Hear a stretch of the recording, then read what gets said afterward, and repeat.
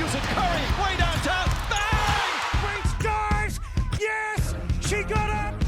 He's just perfect. And Sweet it is! Collingwood win the grand final! It's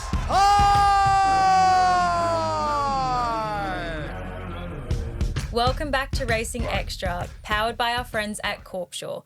I'm your host, Bella King, and joining me as always is Luke Dittman and Jack Jeffries. Jack, you're back. I'm back in the seat, ready to go. Welcome back. Well, we've got a ripper episode this week with Broncos legend and SEN League host Andrew McCollough joining us. Andrew, our friends at Pickering Luxury Garage picked you up in the iconic BMW M3. What'd you think of the car? Yeah, it was a really good car actually, good price. So look, yeah, maybe a sale later on, but yeah, for 70 grand, the car goes good. I'm sure the boys will be happy to hear that.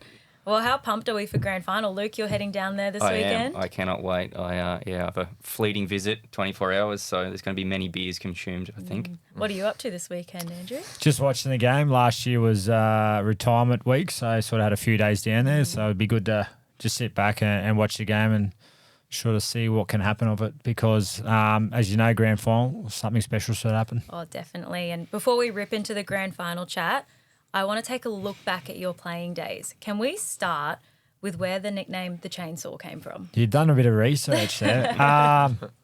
Firstly, it's a brand of chainsaw. It's spelled a little bit different, but it was actually just in a poll one day. The Courier Mail used to do like a side poll on page 2, I think it was, and someone just texted in and said Chainsaw McCullough, and it sort of just caught on with the boys. I was only 19 at the time, so that's a bit of the backstory, and then it obviously just ran from there. So with nicknames, you just go with it. Otherwise, if you start disagreeing, it's going to stick even more. So I've heard worse ones, so I'd cop Chainsaw pretty well. Yeah, there's some good ones, but yeah, no, I'm happy with Chainsaw. That'll do. That's gold. That's so random. Well, you had a lot of time across a lot of different clubs. Where is your heart in between all of your clubs that you've played for? Yeah, all different. Yeah, but I cannot go past the Broncos. I think being a kid, from Dalby, just watching the Broncos play during those early 90s was something pretty special to me, and being able to just one day hopefully dream of playing in that jersey. And my first game was in 1996. It was Petro's debut, so it was pretty cool to actually play with Petro as well and against him. So, yeah, always wanted to play for the Broncos and was lucky enough to do that for a fair while. And, yeah, certain periods was told to sort of my time was up for whatever reason that was, but it was a decision made in the coaches department for whatever reason. That's fine. And got to go to Newcastle for 8 games before I got injured. But to be honest, it was the best thing for me because I really needed to get out of my comfort zone away from Brisbane and experience something completely different, meet some new guys, different coaching styles. And, we ended up playing finals that year, and I think the Bronx got the wooden spoon. So timings, it was pretty crazy. And with Brisbane, it's either really good or really bad. So couldn't imagine what those guys are going through that period as well. And I'm just glad I wasn't there for that. And I guess the St. George came up with just a longer term security deal. Got a young family, so that was just pure fact of going to make sure I was looked after myself, whereas the Broncos could only offer me 1 more year. So, look, I'm back at the Broncos now, so I think I left on pretty good terms. So it's a good lesson there that don't burn your bridges as you go out. So rugby league's a small world. So I'm glad and grateful to be back where I am now. Now I got a question. It says down here that you spent some time living with Xavier Coates. Is that correct? That's correct. He lived with me, actually. Yeah, yes. Okay, nice. Yes, beauty. I trained a couple of times up here on the coast. He's a great bloke. Comes up during the holidays, obviously, Christmas time. We get into the gym and get stuck into it. Yeah. And I was with him, Walsh, and a few of the other boys in the gym, and they're always, when someone pulls a prank on someone, they always go to the easy target first. Yeah. And he seemed to be the easy target, and he has quite the reaction when you get one on him. Do you have any good stories where you sort of got him or any of the boys did? Yeah, well, him and Tommy did, and both sort of kids coming through the grades, and I had a house with just my wife at the time, so it was just us two. I had to spend some spare rooms, and the boys were, I think Tommy just left his rental, or his person he was living with was leaving, so he had nowhere to stay. I knew he was good mates with Xavier, and Xavier was catching the train from the Gold Coast to Brizzy, so that was a bit tricky and a bit hard to get to training sometimes, so took them both in. sort of see how they went. They were good kids, polite boys, and they just wanted to play football and dream as well of playing first grade and stuff. But yeah, the boys always enjoyed watching scary movies. So I don't know, I must have been bored, but I bought a saw, the jigsaw mask, and the boys were watching Jigsaw. I think it was the last one. So I've obviously gone up behind them and scared them. So I get a good reaction from Xavier and Tommy all the time. But yeah, look, there was many more videos. Wouldn't be just me. There'd be other guys. Yeah, we've seen a few. Yeah, it was Xavier. He's the best reaction, but. Yeah. Mate, I dare say there'll be more to come, but yeah, they've both done really well, so I'll claim a little bit of that. No, they're great boys, aren't they? Especially Xavier. I had some moments with him, and he's just super polite, super keen. You get in the gym, you put the program out there, and the phone goes away, and he's just 100 miles an hour at it. He wants it. He's hungry. Yeah, he does, and he was a bit an hour and two about he had a meeting with Craig and the opportunity to go down to Melbourne. I'm just glad it really worked out for him. He's going to a strong club. Yeah. They know to pick a good player and a good person, more importantly, and his dad should be very happy how Xavier's turned out. Yeah, I mean, Melbourne's unreal with the way they can just create a superstar of all the recent outside backs that they've had. There's so many times I can count. I've written off a player and they go down there with Craig and he turns them into the next best thing. Nick Meaney, Will Warbrick, these are the current ones that I thought, maybe would just get washed through the system, but they've just absolutely flown with him. Yeah, Josh King's probably a good mention for that as well. I was at Newcastle when he was there, and they told him he didn't have a contract, and we're on holidays, but Josh was going in every day training, so his dream wasn't finished. And I think gut feeling at the time, I think Tim Glasby had retired, but was going down the Melbourne Storm in a working capacity, and ended up given the tip that Josh has still been working really hard and needed one more opportunity. And for him, he's been one of the most consistent forwards for that team, particularly this year. Yeah, nice. And you're still working with the young fellas these days, The next superstar might be under your guidance. I don't know about that. Look, I'm very grateful, as I said, to be back in a position now where full-time role in the academy space with the Broncos and trying to help the kids come through and, give them feedback and just an opportunity for them if they really want to chase it and get there, they can. If not, that's fine. And, production line next one up if they want to take their chance. But it's good to see the progression come along, and also the sacrifices parents do to get them there. It's pretty special, and a bit daunting for them at times, but it's exciting. It's definitely special. Anyone that we need to keep an eye out on?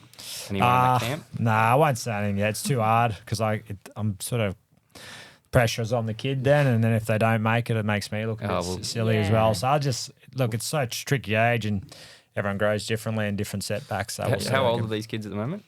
It could be as young as 14, 15. It's a bit of pressure, like they're just in high school, aren't they? Yeah, well, that's the reality is that to be able to get the good kids now, you need to do that. If you wait till you're 17, 18, they're gone. So, but by that age, it's just about learning, and if they can continue, the percentage is pretty small, but that's all part of it. And if they don't go on NRL, that's fine as long as they've given it their best opportunity to. Yeah. What's the vibe like inside the Broncos at the moment? Obviously, there's been a bit of controversy with Survey Monkey and the coaching scenario. I didn't know that met one. The new coach? What's the vibe like with the boys? Well, it's a little bit different. Some a little bit different from on the other side of another building away from the first grade boys. But overall, it's such a big sort of area. Kind of, I was like I said, shocked and surprised about how it all went down. And it's always tricky because you don't really get told or anything because obviously they got to keep things confidential. But Chinese whispers is always interesting in footy, and one little story might blow out to be a bigger one than what it actually is. So, feel for Kev. It's big, massive call and a tough one. It just shows you how quickly things can change in rugby league. So, absolutely. It's next guy up. Imagine the credentials certainly from Origin. He did a tremendous job there, and I think people lose a little bit of sight on how well he actually got the Tigers going. Might have been different rumours about Tiger Tail or those documentaries, but he actually did get the team to 9th and 10th there in that position, and they haven't seemed to get their back there yet. So we'll see what they can come of it. The good thing is he's got a tremendous squad to work with, and for some fine tuning, we'll see how they go. As you said, the coaching can be so touch and go, and anything can change. So what was it like when you were with the Broncos and the Messiah Wayne Bennett made his return in 2015? I was. It was an interesting one. Once again, sort of was shocked by the axing once again of another coach.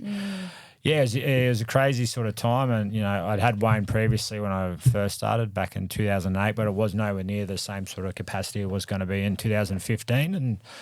And he came in with a bang pretty early on in that first meeting because he sat us all down in the room and pretty much went through each player if they were safe or if they had 2 or 3 weeks to prove them any wrong. So that was a big shock for. Lucky for me, he said I was safe for them, but a few other guys, especially the even younger guys there, was just making a point out to them that they needed to, I guess, earn his trust. So it was pretty brutal early on, and looks like he might have done the same at South Sydney straight away. So is he intimidating as he looks on TV? Like, is he one of the blokes when he's walking down the hall you sort of step aside, or is he a bit softer personally? That just probably comes back to as you get older, you probably feel a bit more comfortable, and you probably played a bit longer early on. When I was, 17, 18, didn't say anything. Shit your pants when you walked down the halls.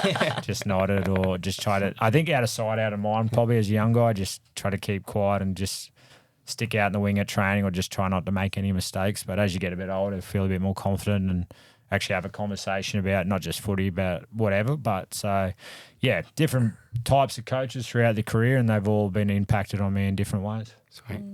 Mate, ever since I found out you're coming on the show, there's one question I wanted to ask, and I want it from your mouth, the Tommy Dearden hammer story. Oh, mate, yeah, that was all time, that story. Poor mallet story with Tommy. Me and Gillo were actually in the physio room, and Gillo had a similar injury. And we actually, to Tommy's credit, he did trust the older guys and he's really respectful like that. But he must have had a bad top of his foot, and he said he'd had a real, ache for a while. And Gillo sort of said, mate, I had the same sort of injury. So, I went to Bunnings and I bought a mallet. So each night I used to go home and, tap my foot with it for a while and try and harden it up a bit. No. So Tommy's agreed to it. Tommy's agreed to it. He's gone to Bunnings, and I've come home after training and I've heard sort of a banging at the top of the stairs.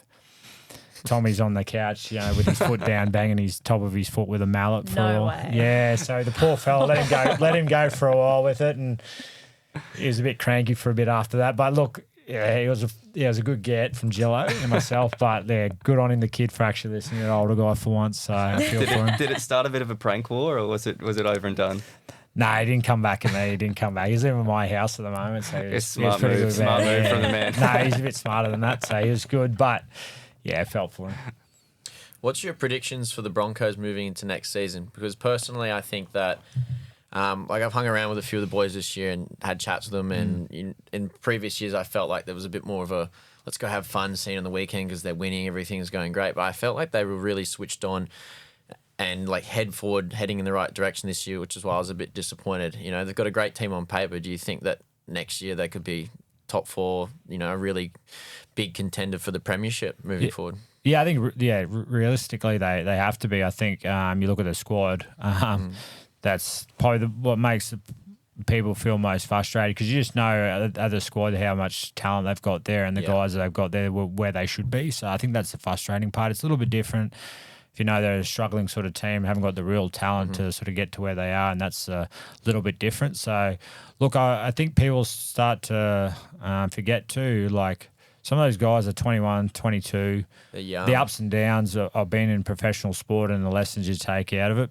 being so dominant through that year before, not realising the ups and downs, the consistency and what it takes to actually be back up each year and overcoming adversity, injuries, all that sort of thing comes into the lessons. And until you get them, it's hard to sort of know what to expect. And those guys, they'd look back now and realise they haven't done certain things right. And you can't be too harsh on them. But in saying that too, when you're on big money in a big club, those criticisms come and that's just the nature of the game. So being able to sort of set that aside, and if they can deal with that, and the club's made a big decision in terms of the coaching staff too, and who knows what else is to come of that when a new coach is appointed. So those guys, they'll certainly know about Madge in the first probably 3 or 4 weeks, and if he can get them there, they'll be up to him and his standards that he sets at training. Will Madge set the you're safe or you're not safe scenario? No, I don't think you'll go in with that scenario straight away, I don't think.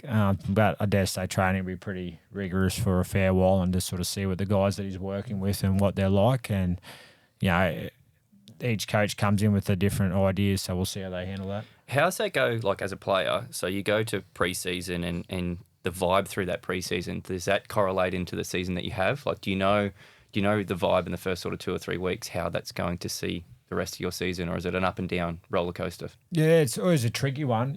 I think the best, the strongest preseason you had is always going to give you the most consistent season. So I look back at some of my strong years. I play out a better preseason. The sacrifices were probably a bit stronger compared to the other 50-50 ones, or I wasn't as probably dedicated with the previous years. So it just sets you up for a really big year. And that just comes back to, consistency through your whole team and the standards you set, because you don't know when those, I guess, rewards come from that consistency. And if you're doing that week in, week out, they come a little bit later. You might not see them straight away. And like I said, the injuries that the Broncos didn't have this year, it was really hard to get back on track. And, the depth there and these guys getting an opportunity before they thought they might have didn't really help them at all. So I think if they can get back and start, they'll probably hamper it a little bit, finishing it later in the year. I think there was rep football and then Vegas as well on top of it. So I dare say they probably didn't have the longest preseason or the most. It's a bit of wind out of the sail too, having to train and then go to Vegas and then have to come back. That didn't help the start of it, and different dramas, whatever else is just added on top of it with News Corp and Kira Mail, and so it just adds up. And after a while, it probably just gets you in the end, and add that on top of the injuries and expectation. Especially after the last year's success too, you're sort of rolling into that with a high. They had them, so they might have just thought this is going to happen again. Similar squad. It's easy when it's not. Yeah, it's just don't start to see that. And as I said, messaging, and you look back and go, I wish I did that a little bit differently now. So they'll no doubt do that, and they'll have to do it as well. Mate, you look bloody fit. You look like you can still get back on the field and go for it. I'm just going to say that. And based on the wedding ring you're wearing too, it looks like you do a bit of lifting. Are you still keeping pretty fit, still training, still... I love it. I just know when it's a little bit tricky after probably training because after playing, that just routine of it all took a little bit while adjusting. But now in a group chat with a few other ex-players, sort of keep each other accountable, just doing something, half an hour, 45, and just know that I've done that. I just mentally feel good for a day, jumping the ice bath and sauna, and just feel like you want to attack the day a bit better and be a bit more productive rather than laying around. But no, I just like keeping fit for me. I'll teach my young fella a lesson later on as well, so I'll make sure I keep him in line. Do you find that when you get into training with the young fellas at the Broncos, that if they can see you're fit, you can still catch, pass, kick, lift weights like you used to be able to? Do you feel like that it learns a bit more respect and it makes it a bit easier to sort of translate that to them? Probably giving a message, because then if you can look at someone straight away and if they're dedicated or they're doing certain things and giving you messages and they start upholding them themselves once they're done. And for our own mental state and health, I love being able to feel fit and healthy, run around with the guys and be able to mix it with them as well. And being able to do that, I think that sends a good strong message. Just because you finish football doesn't really correlate to the rest of your life either. No. Well, any chance you'll strap up for a local club or maybe playing that Nines Premier League? Lexi asked me. Alex asked me to do that. That's me done. I'm happy watching and critiquing other people about it now. No, I enjoy watching it as a fan more so now. My time's That's a fun weekend though. You could get back for that. I played that this year. A couple of boys asked me. I said, that's too many Sammy-Thidos watching. I'll be just someone will be out to sort of take me out too. No, I'm happy watching. Yeah, you sound like you're recruiting over there, mate. Yeah, no, I'm not. What's the prize money now? There's prize money. I knew something to get you in. I think it's up to maybe like 20 or 30 for the team. Okay, they're building it up. Good. Is there Mitchell part of that? Someone else? He runs it. Yeah, he's done well. They've done a good job. Really good job. Yeah, first year was down at Rabina, and it was just a little party, wasn't it? Yeah, and then next year after that down at Tugan, it just went off. And it was just so many like ex-NRL players, and it was just growing up being a kid that's loved the game and watched. Did you play against anyone? Yeah. Oh God, were you starstruck? Willie Mason. Oh yeah. Oh, you know who ran at me that was bloody solid? What's his name? Zane used to play at Roosters. Zane Tenavano? Yeah. He just ran at me and he didn't even wind up properly. And I just remember it felt like the whole body just went numb from top to bottom. And it was just a nice legs tackle. It wasn't a dominating tackle. And it just, I'm like, that's the standard. That'll only that grow. There'll be more that play probably. Pardon me? There'll be probably more that play in that competition coming up. Yeah, I think so. I think there would be about 30 that have had a good NRL career that were in that. So it's great for the community. It's great for the game. Let's hope it keeps moving forward. Yeah, definitely. Well, before we get deep into the grand final talk, everyone's favourite day after the grand final, Mad Monday. Have you got any ripper stories for us? on air. Ooh. I think it was actually after the 15 grand final, the one we lost. And, it was a Monday. And we're just back at the Leagues Club and having a few drinks. But Alfie, being Alfie, took it to sort of another level. And they actually, was trophies there from over the years that they'd won. And, Wayne was there and Alpha's ended up breaking a fair few of the trophies and telling Wayne that he'd won them for him anyway, so he could do what he wanted in the club. So, look, Alpha's always good value for that. And wild stories like that, but I'll keep most of them pretty close. He's almost looser now than he was when he was playing, isn't he? He's just as wild as he was when he was 20. He does well with vodka Red Bulls. The kidneys are holding up well, so Can't we all? He's a seasoned veteran on and off the field. He's immune to it now. So, look, no Mad Monday stories. I'll Keep him close. Yeah. Well, the Panthers are searching for their 5th grand final this year. If they get it, they'll be the first to do so since 1971. And the Storm are in their 5th grand final in 9 years. These teams are made of just bomb-proof blokes who can just play ripper games. Where do you think this grand final will be won? Ooh, one. I think they're actually losing Nelson's, a fair loss for Melbourne. I just think he's a bit of that X factor in the forwards for Melbourne. He's such a big guy. He was offloading really, really well the last few weeks as well. So he's a little bit different dimension for Melbourne than the rest of the guys there, and that's no offence to them. It's just Nelson's just such a big guy, and I think through the middles, you look at Leota, Fisher, Harris, Martin, their forward pack's quite ridiculous really, and the way they've kept them all together for that period's pretty impressive. So look, if Melbourne can hold it up there and through the middle against Penrith, look, they had the opportunity out wide with plenty of strike players. So look, it's going to be a close one, and once again, those two clubs are fighting for that trophy, and as they should be. It's going to be a good game. You've done it, you've played in a grand final. So I want to know what that week looks like as a player. What goes through your head? What's the training like? What's discussed with the players? Yeah, I think you can, as much as you can, try not to make it too different. Still remember what what you got you there to begin with and the team that you had. So obviously a fair few changes. I think the footy show was still a thing then. So obviously that was Thursday night. They got a few other breakfasts and things like that. So bit of a change, and goes down one of the probably greatest grand finals of all time, and we're on the losing end of that. But that's we won't sport, talk that's about life. that. Yeah, it's fine. I get asked that all the time, but that's life. That's the way it happens. And other things happened over the years. I think Penrith got an intercept against South too. So there's other more incidences throughout the grand finals, and no doubt there'll be another one on Sunday. But the week's big impact. Sorry, big week with obviously two Queensland teams as well. Was probably a little bit different for a lot of other grand finals, but it was one of probably the best ones of all time and so far, and just couldn't get it done.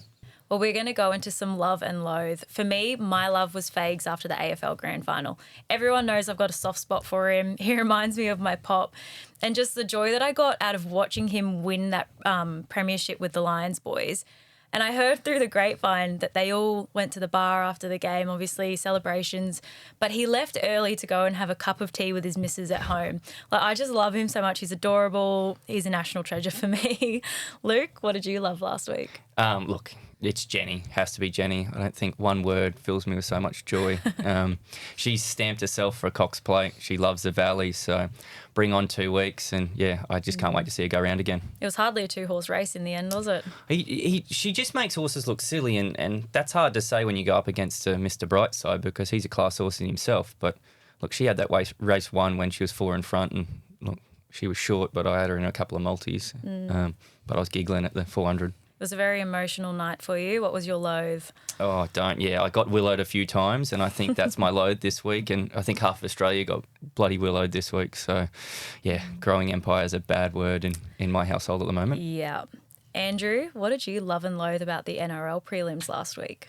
I'd love actually the Storm, Roosters game. I think the first, 10, 15 minutes, I thought the Roosters were really in for a good challenge there, but just love the fact that Melbourne withstood that and then just got over the top and towards the back end, because they were really, on the back foot there with Nelson going off pretty early. And I guess I probably loathe the fact that JWH is finishing up, because he's probably the last of a dying breed of probably front rowers now that gets suspended more than they play, and just wears his heart in his sleeve. So look, they're slowly but surely dying, those old-fashioned front rowers. So they're definitely going to miss seeing him in those contests. I got a good story there actually. I was walking the dog like a few months ago actually down Surfers Paradise Beach, and this little kid come up and started playing with the dog, and the sun blocked out behind me, and I went, fuck, what's that? And I turned around and JWH was standing over me, so Hey, didn't say too much? yeah, no, I Yeah. just nodded my head and walked off. So he's a pretty intimidating Yeah, man. he's a big man. He's a big fella.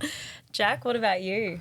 Of course, the AFL Grand Final. Mad to see the Lions get it done. My family is absolutely insane about it. My grandma had a birthday on Saturday. Oh, bless her. Yeah, the old duck got to sit there and watch the Lions get the job done. They pulled the pants down of the Swannies and absolutely spanked them, which was awesome to see.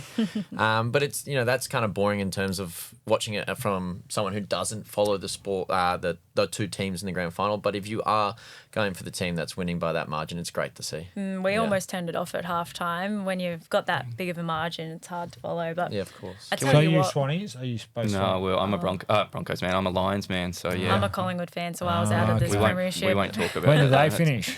Oh, they Oh, they struggled a bit. yeah, we're Yes, not. We Mad don't Monday use was the word real early. struggle, and we don't use the word poor. So that'd be unlike a big club like They Collingwood. did a wouldn't it? Broncos. Yeah, okay. just didn't follow through after the premiership Yeah, last okay. year. A lot of injuries, and I just think they just went too hard last season. And what was your thoughts on the Lions Mad Monday kit? Did you like it? I actually Wasn't- didn't see you too didn't much see of it. it, No, yeah. I was No up and holed up controversy in the either. office. It's pretty. No No, ninja there's no outfits this year. news. No ninja outfits. It's a bit boring, eh? Yeah, They well, do pretty well at the AFL, actually. They keep things under wraps. yeah, They they do well. There's a good security team. Yeah, let's good say that. swept under the Yeah. rug pretty well. Can we yeah. just do a shout out to the AFL to move the grand final away from the middle of the punting day on a Saturday, just for my own personal I benefit, love the please? time, eh? The Yeah. time was so good. The I time's reckon if great. it's like 4 or 5 p.m. start, 2 p.m. just Yeah. doesn't work on a Group 1 day. How do you go push it like back the- to a 3:30 or something, and you'd be a lot Yeah. happier. Was Katy Perry a tick or did she struggle? Oh, she's hot. Yeah. She was great. She was great. You happy with it? Happy with it? Is your Hot girlfriend He listening wasn't to watching for this the podcast? AFL. She was you were happy with it, eh? Okay. I watched it She's twice. touring if you want to get tickets. Yeah, thank you. Me and you will go. Hold Sweet. hands. Thank you. Sign me up. Well, Luke, we're looking all the way back to last Friday night at the Valley for your lift of the week. I'm still having a trauma response to Southport Tycoon in the Manikato. What were your thoughts on Zaz's ride? Yeah, the ride was huge. The coffee table got flipped when the Bob the Head went down from a personal level, but look, that horse doesn't win without Zaz's ride. Very patient, understood he was on a sort of an outsider in the race, but knew the horse underneath him, cut all the corners. Hard to do at a place like Moonee Valley where you need all the luck coming into the race, but he got it and he got that horse's head down on the line, and yeah, the trophy's in his cabinet for it. He definitely deserved that Tenacity Cranes lift of the week, I'll tell you that much. We had another game of inches in the Golden Rose. Luke, your contender Storm Boy just didn't seem to see out the mile. What did you think? Yeah, he's just, look, that fork in the road for him. I thought he'd run a bit better. He stepped away a touch slow, and from there he just used a bit of petrol to get in the position he did, and he probably faltered that last sort of 100, 150 metres. But my pretender for the week was Traffic Warden, and look, I'm happy. Yeah, I'm happy to say that I was wrong. Huge run from that horse. Narrowly beaten by one of the champions in broadsiding, and that both horses are going to go on to do bigger and better things. But yeah, can't take anything away from broadsiding, except I couldn't be on him at the price, unfortunately. Yeah, no, Traffic Warden, I just loved watching that finish. He tried his heart out, pinned his ears back. Great finish for everyone except the linebacker supporters, Yeah, that's for sure. I think he had bigger issues if anyone wants to go back and watch the mounting yard. Yeah. Running on 5 legs doesn't help horses. I would say John O'Shea had him booked in for a surgery very quickly. Set of scissors out the back. Yeah. Well, we got looking towards the Group 1 Turnbull Stakes this weekend at Flemington. Who have you got for your contender versus pretender? Well, my contender this week has to be Buckaroo again. Look, he's a champion horse. I think he's a big chance in a Caulfield Cup and even a Melbourne Cup if he sees the trip. So why can't he win a Turnbull? That's my question. Definitely going to be a good race for him, but he seems to be making a pattern out of jumping awkwardly. I know last time they intended to go forward on him, Joe had to go back. He had no other option, had a tough run, caught out wide. Do you think that they'll go forward or back this start? Look, I think he can do both, and he's proved it. He ran up in Sydney and he was up near the lead and he jumped well and he was fresh for the race and he managed to stick on. And then sort of plan B come about last week where he was a touch slow away and Joe had to ride him accordingly, and he arguably run better down south than he did in Sydney. So I think he's a horse that's very versatile. He's got one of the better jockeys in the world on, and Joe is known to sort of give him a rev up and get him out the gates if they're needing to. So that'll be up to the team this week. But if he steps slow, it won't worry me. Yeah, he's only had run one at Flemington too last year, but I think he'll love that straight, just be able to wind into his run. He just seems to just go through his gears beautifully. Who have you got for us for your pretender this week? It's Warmonger this week, actually. I know there's a lot of hype around him in a Melbourne Cup, and this is setting him up for that. Well, the team said that this is his last stop before a Caulfield Oh, Cup. sorry, Caulfield Cup. Caulfield Cup, actually. And I presume that he'll then go into a Melbourne Cup after that. So, look, does he want every bit of the 3,200 metres when he gets to a Melbourne Cup? I think so. I think the 2,000s, even though it's a 2,000 metre race, is a touch short for him. And I think there's a lot of emphasis on his Derby win in Queensland. It was a romping, but you look back on the form behind him, it's probably not as strong as you want it to be to step into a Turnbull on Saturday and have the confidence that you need to have for him to win that race. I do agree with you there, and I'd be surprised if he wins on top of the ground, and there's so many good horses in this race. Where do you think Elias sits in this group? He's probably one of our major Cups contenders, being undefeated since arriving to Australia. Huge runs for Gai Waterhouse and Adrian Bott. Wide draw of barrier 16. What do you think? Yeah, the alley doesn't help. Obviously, Gay and Adrian have that horse super for that race. And look, if there's anyone that can get it done, it is Gay and Adrian. But I just can't have it personally. But it's one of those races you could probably run 10 times and you'd have 10 different winners. So it is a tough one to pick on the weekend. Definitely. His first Group 1 test too, so we'll definitely get a real marker of where he's at compared to the rest of the contenders. We're going to look now to the Clive Churchill Medal, bit of contender-pretender for the NRL. Who do you think, Andrew, is in contention for that? Oh, there's, like you said earlier, there's a swag of players from both teams. Even just straight off the top of it, Dalian winner Jerome Hughes, if Melbourne can get that done, you'd think it'd be either him, Munster, or Harry Grant if they are to get the title. And then you look at the flip side, Luluai, Cleary, you go through the whole lot, Edwards. So it's going to be a real tough one. I'll just go left field. If Penrith can get it done, I'll go Liam Martin. And I'll say if Melbourne get it done, I'll go Pappenhausen again for a double. Oh, big call. When was the last time anyone got a double? Does anyone have the stats there? Oh, I don't know about that. Pappenhausen was 2020. I think Cleary might have got... It was the same year they played out Do you reckon- Cameron Smith early on Sports. Yeah, do you reckon Big we multi. had a good night from that when we got... did. Yeah. Was it with COVID because the crowd was small, Yeah. Yeah. We had That's this right, multi 2020. running for Yeah, okay. the last leg was Cameron Smith to win, and they paid that bet out early for everyone as a sports bet promotion. Yeah, right. Yeah, Because I he was scored that game cheering. too, I didn't he? caught For up the and put the knockdown. money back on Pappenhausen. Oh, really? So Yeah. he had a double dip. So you're That's not good banned from result. sports bet? Yeah, not on there. Was that when you closed your was account? Pappenhausen. Mum's account. Was Pappenhausen paying a bit? 25-1. Yeah, He was good. into like $1.10 or something. Yeah, he was the best in the field. Yeah, He deserved the that, first half. No, I mean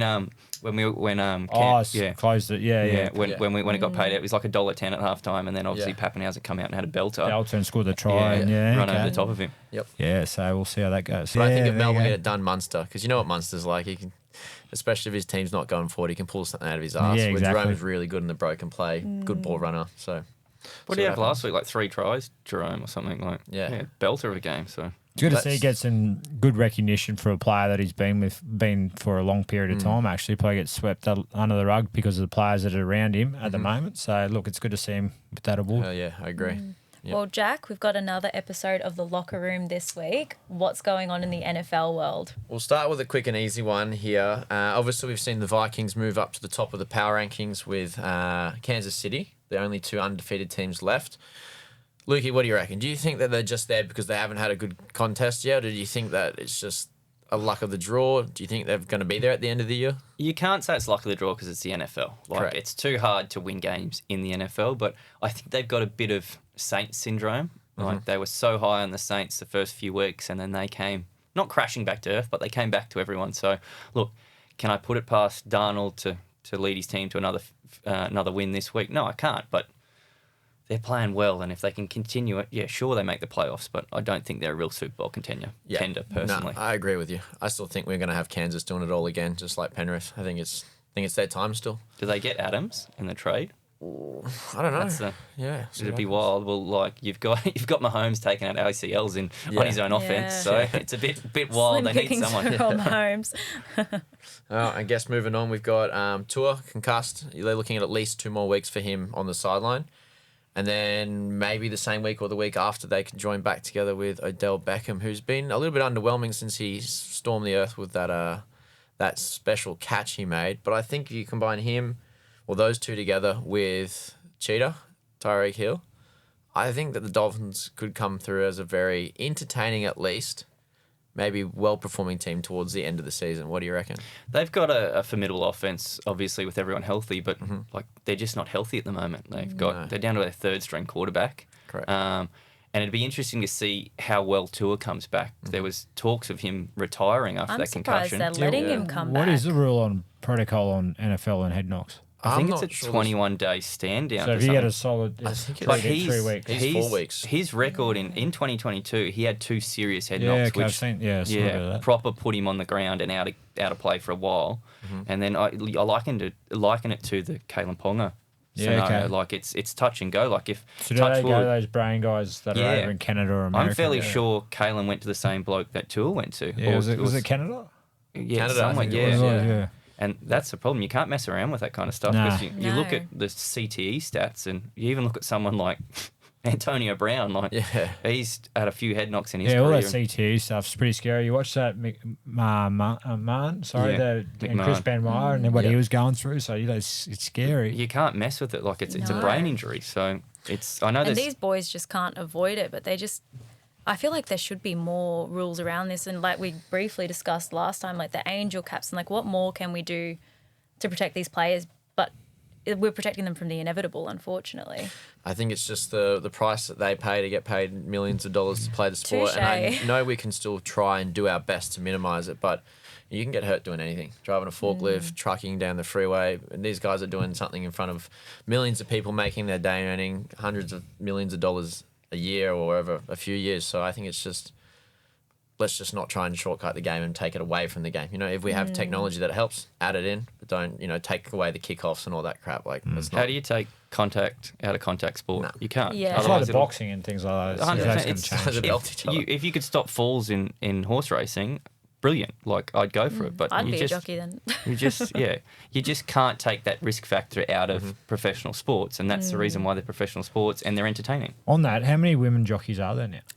Pretty much overrun at the moment. Are I they? feel like just with the way the weights are at the moment, it's a lot more feasible for females to ride. And when did that and- sort of... Over the come last, I suppose, Luke, you probably have a bit more knowledge here, being more Was it a hands-on. no-go but- zone It there? used to be. Yeah. So It used to Pam be, yeah. O'Neill and Linda Jones, who's a New Zealand jockey, really kicked it off for Australasian racing because you weren't allowed to train a racehorse as a woman, you weren't allowed to ride as a woman, and it was very much It's a man's sport. it was very much a man's sport. There wasn't even women jockeys rooms like And back they- in the 70s. This could be wrong, but is the prize money the same? Yeah, so it's Yeah, the same. yeah. So Yeah. you get as a jockey, you get a percentage of the winning prize Yeah. money. So That doesn't whether you deter. We're yeah. probably very fortunate in this industry where there is no inequity for male Yeah, female it's the same, counterparts. yeah. If you can do it and do the work and be successful, that you'll makes be sense. just as recognised, which I think is Yeah, great. yeah, that's fair. Yeah. it's pretty much set, but like they are taking over at the moment because, as you said, the weights and there's so many girls Is that that because want it's easier for a woman to be lighter? Than Yeah, well, Yeah. it just statistically, like it's a bloke and a woman are going to be, the woman's going to be lighter than a bloke. Yeah, So definitely. I know. You look at the Melbourne Apprentice School. Like there's probably there's one one candidate, boy, I think. and that's Yeah, the influx. okay. That's like Yeah. the juniors coming through. Imagine your team being like 15 yeah. women and one One man. one yeah, man. yeah. It'd be pretty sort of Yeah. eye opening It's or pretty- new aged. Yeah, we're lucky too that I suppose even when you compete, it's not segregated in male versus female because it's not contact sport. Yeah, yeah. Males and females probably And it's don't up have to any the- advantages. How you ride the horse. Exactly. Yeah, okay. Yeah, it's very person to person.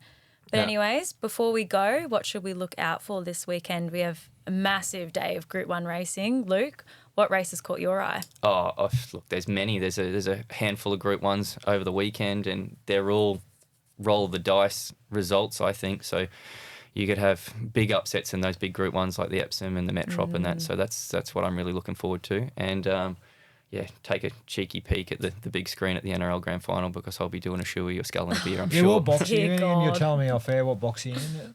I've winged a good Okay. box, so Yeah, okay. I can't going complain it. I didn't get I an don't watch invite. it. No, I don't want it. Maybe the Broncos should go Happy down. watching. But yeah. I'll be It's a watching. lot safer on the couch. Yeah. The ears are cold. Well, I'm all over the 2-year-old races this weekend. We've got Jim Crack and the Breeders' Plate. And then we've also got last year's 2-year-olds, the 3-year-olds in the Flight Stakes. That's going to be huge. I can't wait to see if Autumn Glow can continue her winning streak. She's been a great filly Surely for it's hers to lose, isn't it? She's just I know it's her go at the Group 1, but geez, even if she's half as good as she was last week, she blows them away. Yeah, Chris said at the end of her last race that he was just blown away with how far she's come. So obviously the step up's going to be hard, but not many horses can say they've won up to Group 2 level and been undefeated in their first preparation. She's just insane, and she'll only come back bigger and better. She's doing well for the Autumn Sun, I'll say that much. Who wins with the 2-year-old race? One of Gaze or the other one of Gaze? Gaze got half the field in the Breeders' Plate. I think she's only got 2 in the Jim Cracker. It might be the other way around, but got to be Gay. She's known for training 2-year-olds. They'll be rock hard fit. Yeah, One of they'll them will be lead, roaring that's for and sure. ready to go. I'd love to see Farnan and Ole Kirk have their first runners too hitting the track. So it's going to be a very newsworthy day regardless. Andrew, what are you looking out for? Grand final fever? I am actually, as you said earlier, I might be looking for you on the big screen. But yeah, can't go past NRL Grand Final. Looking forward to a great contest. And it's got to be, yeah, I guess mentioned, like, if Penrith get this done, that's nearly as remarkable as going back to the early days when probably St George won, I think it was 10 or 11 back in the day. It's gone back a fairly long time, and the way the salary cap is now, the way players move on, all that sort of thing, and to be there once again, 5th grand final and potentially 4th in a row is quite remarkable. So see what happens, and if any team can upset them, it's going to be Melbourne. Yeah, Who wins? it's gonna be huge. Who wins? Personally, who wins? I'm going to tip Melbourne. I reckon they can do it. Don't know why. I just gut feeling. I was even thinking about it on the way down here. I don't know why. I just gut feeling. I think Melbourne might be able to get it done. I'm with you, mate. I'll be, my 10 cents will Look, be yeah, on. we'll on see. the store. Yeah, exactly. Not that Jack, I what punt about you? on, not that I punt on rugby league, but yeah, put a bit on Melbourne. This weekend, obviously, you got to watch the game. It doesn't matter what 2 teams are in it. You got to watch it as a rugby league fan. I don't know who's going to win, but I will be watching. I'm hoping that Penrith win.